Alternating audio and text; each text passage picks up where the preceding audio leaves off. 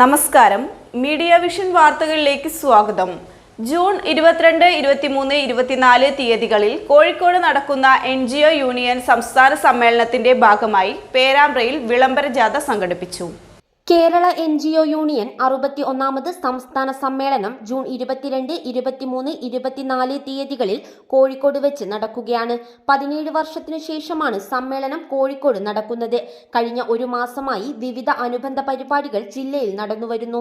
സമ്മേളനത്തിന്റെ പ്രചരണാർത്ഥം പേരാമ്പ്രയിൽ വിളംബര ജാഥ സംഘടിപ്പിച്ചു. യൂണിയൻ ഏരിയ ഭാരവാഹികളായ PK Prabhilash, Sajith CB, Naveen Linoy, Asif PK, Sheeja V, Sreejith CK തുടങ്ങിയവർ വിളംബരയാത്രയ്ക്ക് നേതൃത്വം നൽകി.